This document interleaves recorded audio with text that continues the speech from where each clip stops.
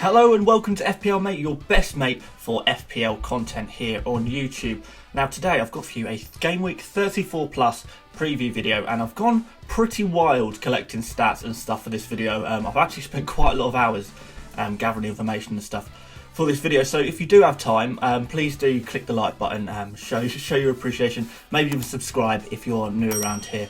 As many of you will know, I'm aiming for 1,000 subscribers and we're getting pretty close, so pretty happy about that, but let's push on. So for today I'm going to be talking about some rotation risks, what players are going to be rotating, which players are fairly safe, what teams are going to be doing the rotation.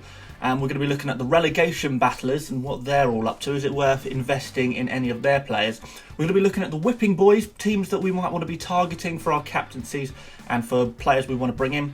And then finally, we're going to be going over our captaincy picks for Game Week 34 plus. So loads to talk about, loads to think about. It's getting towards the end of the season, so we really do need to start really overthinking this as much as we possibly can to get up those ranks.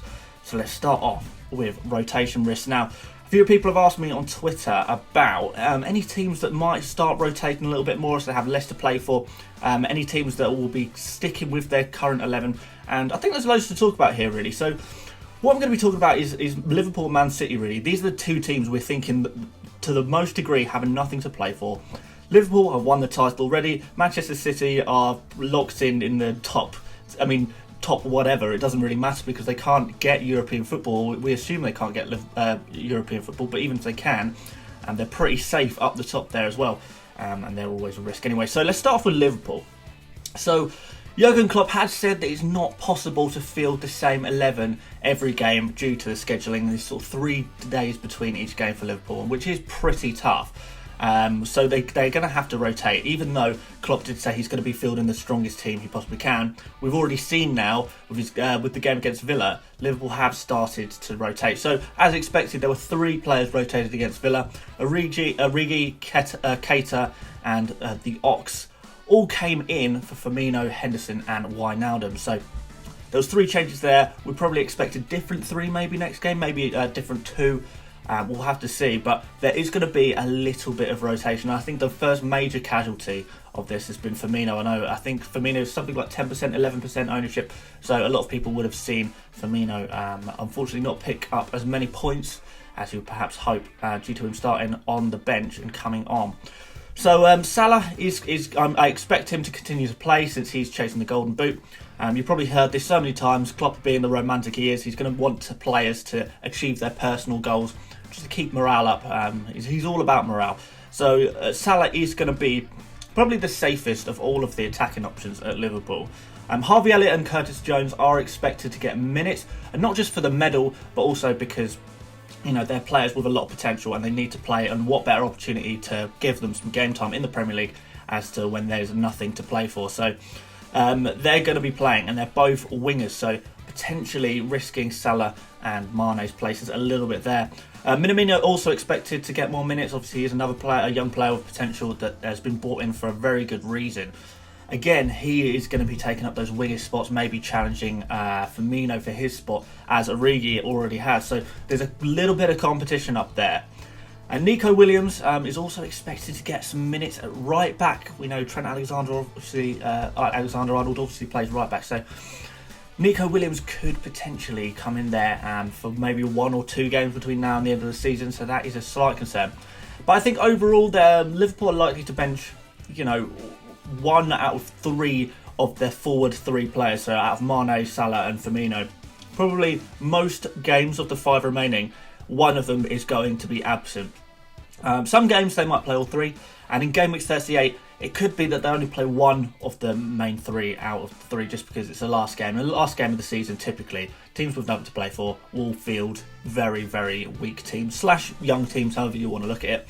So Mane is probably going to be the next casualty. So Firmino was last game. Salah, we expect him to play the most out of the 3, which leaves Mane as the man who might get rotated next. And midfield is very risky. Obviously, Liverpool they're not known for a strong midfield, but they do have quite a few options there to rotate there. So that is definitely going to be rotated. I know not a lot of people have Liverpool midfielders anyway, but it is something to consider if you do. The defence looks mostly fine, I would say. Trent Alexander-Arnold, the biggest risk. He's got two positional rivals, so Gomez and Nico Williams can both play at right back. So Trent is going to be a little bit of risk, which is unfortunate because he's the one we all own, really, isn't he? And the bigger concern for me, though, is the quality of Liverpool's performances. So because they haven't got much to play for, it's not just their rotation risk, it's that they've looked a little bit flat since they've won the league. Not very inspiring, which is not really what we want when we're paying so much money for these players. They're not the same players, in a sense, the hungry players. We're not playing for hungry players anymore, so it's one less string to their bow when we're spending all this money on these players. So my opinion on Liverpool is pretty much the opinion I've been sticking with for the last couple of weeks, really. If you have Liverpool players, they're fine to keep. But if you can use the money better elsewhere, say if you get rid of Salah, it means you're going to be able to get in Bruno Fernandes and then maybe upgrade one of your other midfielders to Martial with the spare cash, then, I mean, that's absolutely worth it. You would say that Martial and Bruno combined are much better than a Salah, right? So that's sort of the way you should be thinking about it. So use the money. If you can use it better elsewhere, do it. If you're happy with how you're set up, keep the Liverpool player. And also, I wouldn't say any of them are really worth captaining now, just because of the slight rotation risk, the fact that they've not got as much to play for. So it might be buy Liverpool players time if you don't want to own such an expensive player and then not captain them.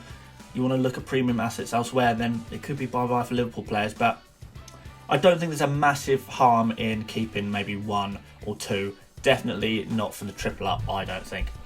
Man City, don't even try and guess how they're going to line up, but I mean, we're going to try and guess anyway.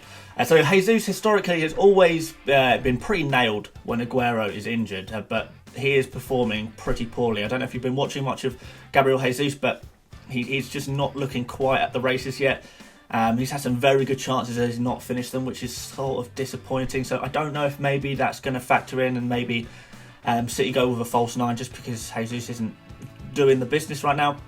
Foden seems to be starting every other game. I know a lot of people are looking at Foden now just because he's so cheap and he's providing such great value. I mean, he's scoring and assisting for fun at the moment. And he's playing in a really nice advanced position as well. So game week 34, 36 and 38 are the games we expect Foden to play. But again, how we can't predict it with 100% certainty. But 34, 36 and 38 are also City's best fixtures. So that's going to be really nice for Foden owners. And if you consider bringing in Foden in, definitely still worth considering. As long as you still can provide a little bit of cover on the bench. Sterling and Mahrez are the most likely wingers. Sane's gone now, so he's not really a concern. Jesus, who can play on the wing, he's going to be playing up front instead of Aguero, so that's not really a concern. Foden has challenged them for their playtime a little bit, but Sterling and Mahrez still look pretty good to own. KDB, he's always going to be the best option. He's going to be playing most games. I think we all had a suspicion he wouldn't be playing against Southampton, and he didn't. He came off the bench. And because he only played that 30-odd minutes against Southampton, we do expect him to start this week as well. So moving on into defence for City, and Eric Garcia's played the last two games, full 90 minutes at centre-back.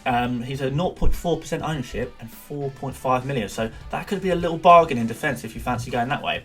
And Laporte seems pretty nailed, and the bonus to Laporte too is that he often comes off around 17 minutes, which sort of locks in that clean sheet if there's any late goals there as well, which is always a nice little treat.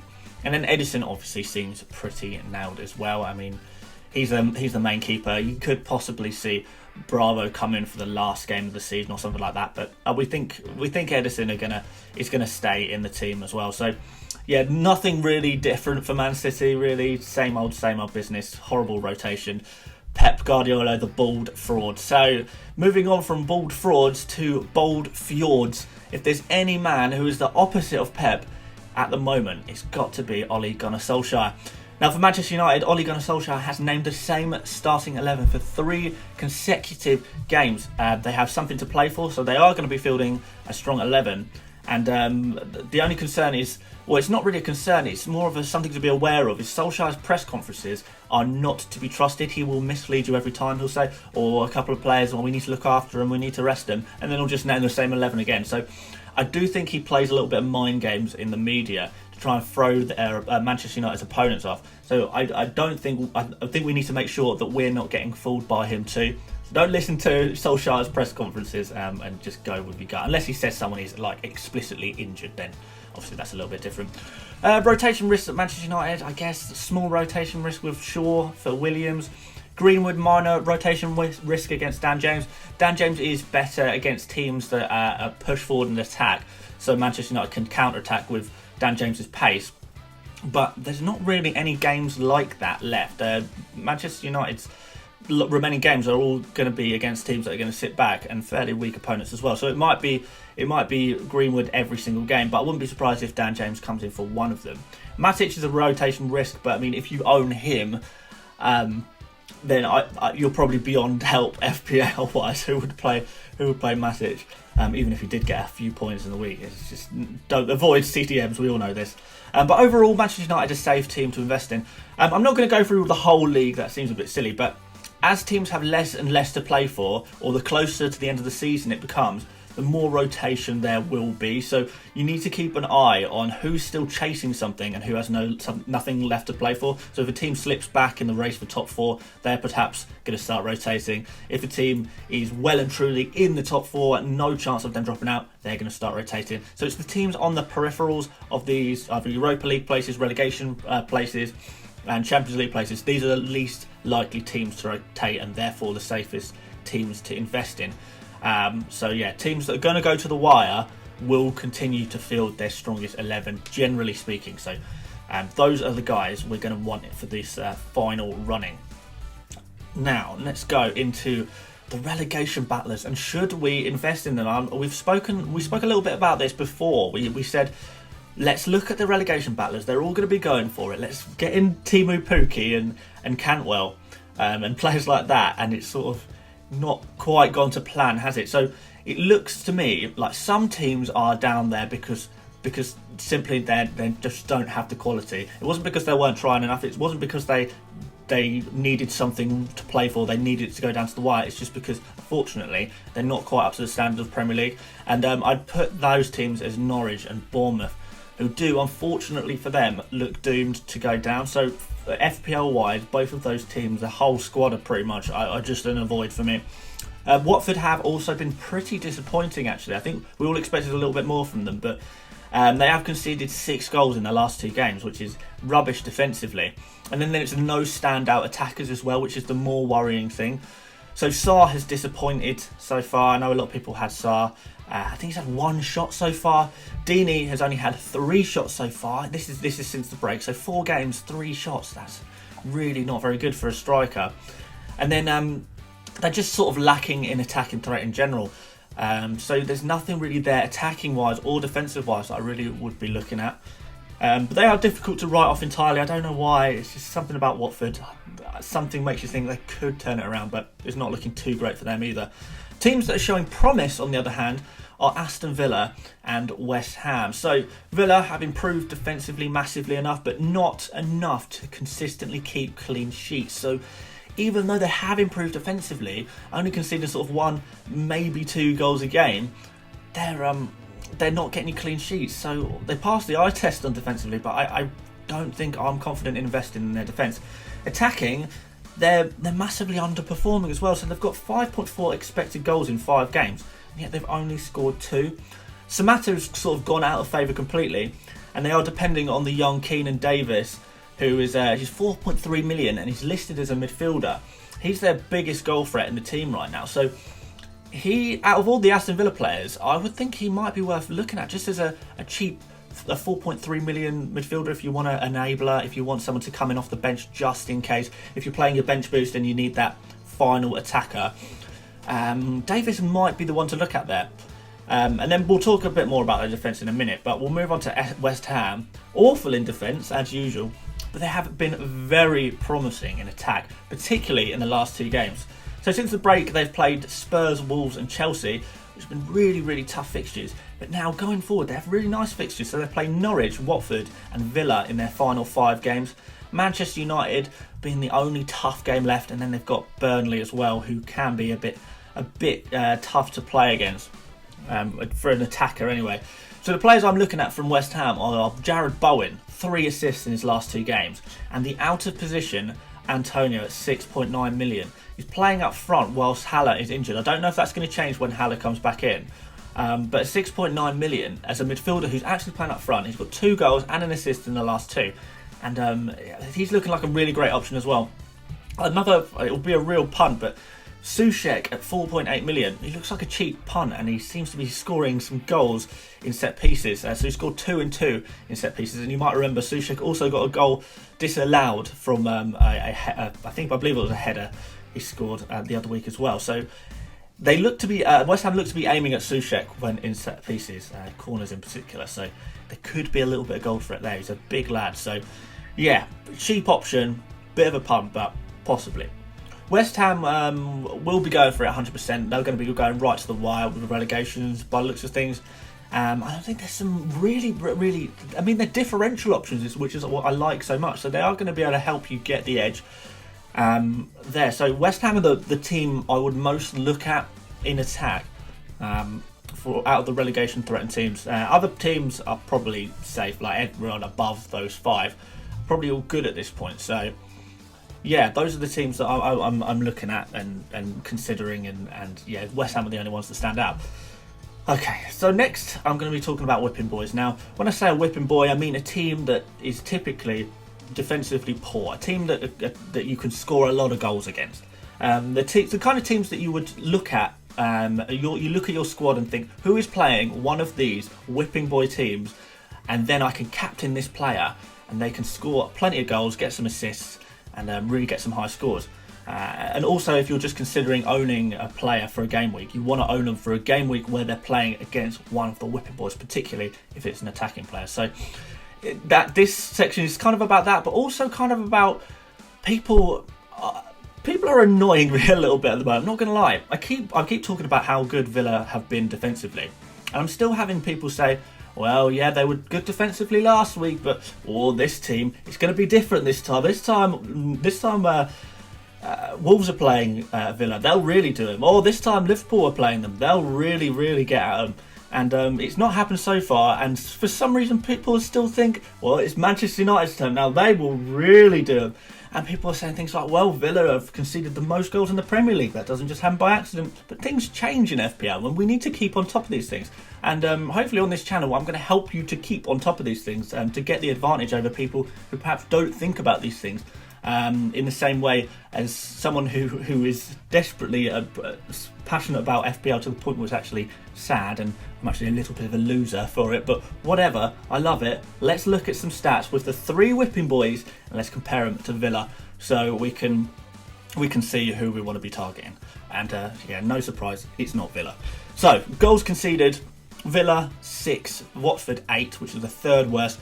Norwich have conceded 9, and that's the 2nd worst. And Bournemouth have conceded 12, which is the worst. So that's our base point here. This is what we're looking at: the 3 worst teams for conceding the most goals since the break. So we're going to do it for the last 4 games, because I know Villa have played 5. So we'll do the last 4 games. So that's what we're looking at. Bournemouth conceding twice as many goals as Villa. So you'll have to play Villa twice to get the same returns as you would against Bournemouth. There you go. Expected goals conceded: Villa 3.37, Watford 5.73, Norwich 5.05, and Bournemouth 6.77. So again, double Villa's expected. So Villa are the 4th best for expected conceded goals, so they're expected to concede the 4th least amount of goals, and Bournemouth are the 3rd worst as well. So again, we're seeing some whipping boys. We're seeing some whipping boys here, and we're seeing the team that's not. And then shots in the box conceded. So how many shots have other teams taken against this team in the box? So we've got Villa 22, which is the 6th best, and more interestingly, it's the best outside of the top 7 teams right now. So better than all of the other teams in the league, other than the top 7, and it's actually better than both City and Liverpool too. So something to think about. Watford have conceded 30, which, although it doesn't seem too bad, they've conceded 56 total shots, which is the most in the league. Norwich 34 shots conceded in the box. That's absolutely loads. That's 3rd worst. Bournemouth 26, which looks a little bit better, I suppose. But then if we go to big chances conceded, Villa 4, Watford 9, Norwich 7, and Bournemouth 10, which is absolutely loads. You can sort of start to see that there's a clear gap between how bad a team is defensively when comparing a Villa to like a Bournemouth or a Watford or a Norwich, who truly are teams we sort of want to be targeting. And just for context, Liverpool have conceded 6 big chances, United have conceded 4 big chances, and Wolves have conceded 3 big chances. So those 3, I would say, are the teams that we like to look at defensively, the teams we consider good defensive. And you can see that Villa would look more at home in amongst those teams than they do against these teams that actually are the whipping boys. So like, Villa have been really good with shutting teams out. I think Liverpool only had 3 shots against Villa in that game yesterday. So that's really quite crazy. So Villa is a good team. It's defensively not good for FPL, but it's not a good team that you want to be targeting. So try and bear that in mind and try and look more towards Watford, Norwich and Bournemouth. Finally, let's go into captaincy, the most important decision of your game week. Now, my number 1 choice is Kevin De Bruyne. Pretty standard really. He was rested against Southampton. He only played 13 minutes, as I mentioned before. He is known for some very high scores after a game where City have lost. He scores 3 goals in 4 matches, which in midfield is only beaten, in fact I think overall it's only beaten by Martial, Willian and Bruno. He leads the league in big chances created, in the most free scoring team as well. Manchester City expected goals against Southampton was 3.53, which was actually higher than any other team in the game week by some margin. So those of you thinking, oh, Manchester City, are they gone a bit rubbish here? They lost 1-0 to Southampton. It more seems like they lost out of poor luck rather than poor ability. So I don't think there's any real cause for concern there if you are owning those Man City assets. Newcastle, on the other hand, 7th for shots conceded amongst teams who have played 4. I know they have been very high up there for chances chances conceded, especially out wide. So they concede a lot of shots from the wing, sort of thing. 50 chances conceded in total. That is including 7 big chances. So that's the same as Norwich. So if you look at it that way and you think, I'd target Norwich, so why not target Newcastle? So although they are typically a team that we quite like defensively and didn't like attack, they seem to have switched a little bit. They're playing with a lot more freedom. They're playing a lot more expansive football and progressive football and free flowing. I don't know if you could quite call it that, but they've been more enjoyable to watch, which means they're conceding more goals and they're scoring more goals. And they're overperforming their expected goals conceded by 50%. So you in fact expect them to concede a few more goals than they actually have. And that's all whilst playing Sheffield, Villa, Bournemouth and West Ham in their past 4. So these are not teams that score very many goals, and yet all of these teams have managed to do quite well in attack against Newcastle. So imagine what Manchester City can do. I think it might be written in the stars. I think it might be a week to captain KDB. Second choice is Harry Kane. Spurs have looked rubbish, but Kane could still bang. Even having played only 3 games since the restart, he's joint top anyway for big chances with 4 against Sheffield United. What particularly scares me is that Kane had the ball in the back of the net 4 times. So one was actually a goal, 2 of them were offside, and 1 was disallowed. But on another day, we're talking about fine margins here. That could be 4 goals for Harry Kane. Can you imagine that? Bournemouth, on the other hand, conceded 12 since the break, as we've spoken about. No team have conceded more. They've conceded those 10 big chances during that time. Newcastle made them look absolutely foolish.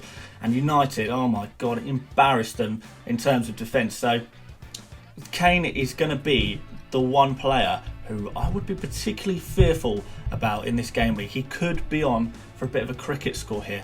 And the bonus is he's low ownership. So he's going to be a really, really good differential captain for this week. And it's not often that you get an opportunity to have a differential captain where there is really such a good opportunity for some points.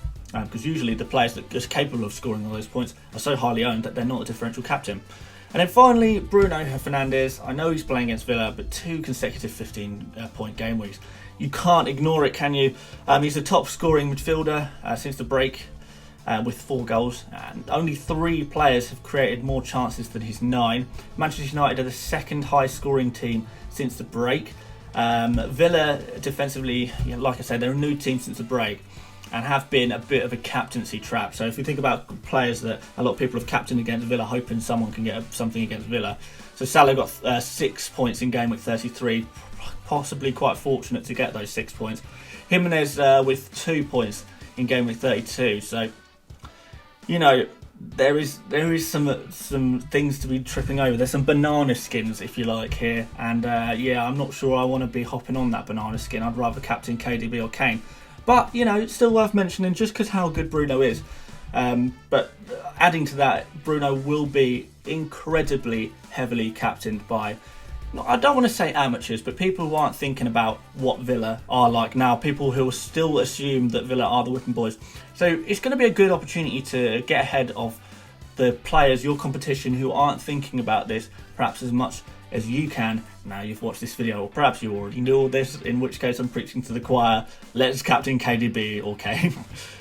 So yeah, that's what I've got for you today. That's everything I have to say. That was quite a lot. How long have I been recording? 25 minutes. This is the longest video I've ever made. I'm sorry for going on for so long, but I knew it would be a lot because I just had so many notes.